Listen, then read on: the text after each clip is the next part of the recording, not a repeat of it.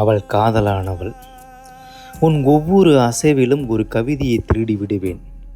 உனக்கு தெரியாமலேயே எனக்கு தெரியாமலே என்னை திருடினாயே அது போல. எத்தனையோ முறை உன் கூந்தலில் அகப்பட்ட அந்த ரோஜா தவறி விழுமோ என்று தவம் இருந்திருக்கின்றேன். ஆனால் இறுதியில் தவறி நான் அல்லவா விழுந்து விட்டேன் உன் இதயத்தில்.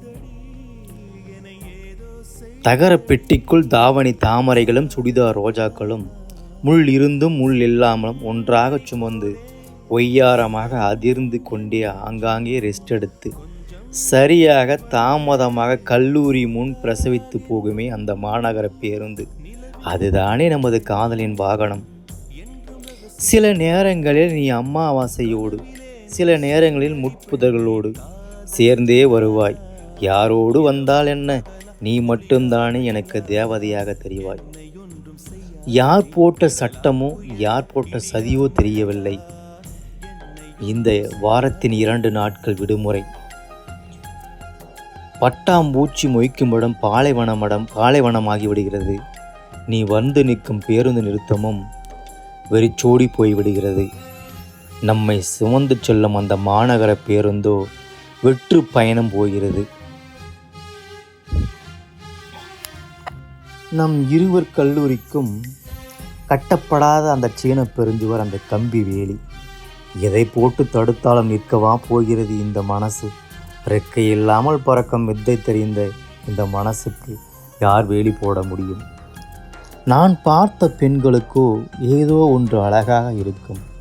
ஆனால் உனக்கும் மட்டும் எப்படி அழகு? நாம் பார்க்கும் ஒவ்வொன்றும் அழகாக இருக்கிறது.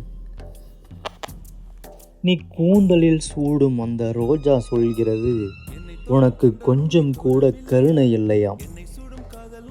நீ ஒவ்வொரு நாளும் இருட்டில் நடவு செய்து உன் வெளிச்ச முகத்தை காணாமலேயே வைத்து விடுகிறாயாம். அதனால் அந்த மலருக்கே உன் மீது கோபமாம். ஒவ்வொரு நாளும் வண்ணத்து பூச்சி பட்டாளங்களோடு நீ வகுப்பறைக்கு செல்கிறாய். நானும் உன்னை வழி அனுப்பிவிட்டு வகுப்பறையை புறக்கணித்து விடுகிறேன். 2 கிலோமீட்டர் பயணம்தான். ஆனால் எப்படி இந்த இதயங்கள் பரிமாறிக்கொண்டதோ என்று தெரியவில்லை. பாதை ஒரு பொருட்டல் என்பதை பட்டா போட்டு காட்டிவிட்டது இந்த காதல். கருப்பு ஆடை தரித்து கால்வரை போத்தி கண்களை மட்டும் காட்டி பேசிடும் மலர்கள் இங்கு ஏராளம். ஆனால் அதற்கு அர்த்தம் மட்டும் 1000. அன்று உன் கருமேக கூந்தலை இரட்டை சடையாக்கி பின்னிருந்தாய். மனதில் கனத்து கொண்டேன், கருணையற்றவள் என்று. உனக்கு பிரித்து பார்ப்பதுதானே பிடிக்கும் உன் கூந்தலை. உனது முகத்தில் கோகினூர் வைரமாய் நட்சத்திர கொப்புளமாய் மின்னியது வியர்வை துளி. நெடுநேரமாய் சூரிய கதிர்கள் உன்னை சிறைப்பிடித்து கொண்டிருந்தன. தாமதமாக வந்த அந்த மாநகர பேருந்து ஓட்டுநருக்கு நன்றி. நீ படிக்கும் அந்த கல்லூரிக்கு மட்டும் என்றும் 16 வயதுதான்.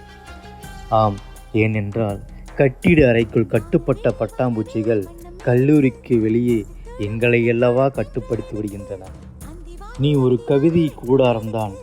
அதில் நுழைந்து பார்க்க நினைத்து ஒவ்வொரு நாளும் தொலைந்து போனேன். காதல் தொடரும். நன்றி, வணக்கம்.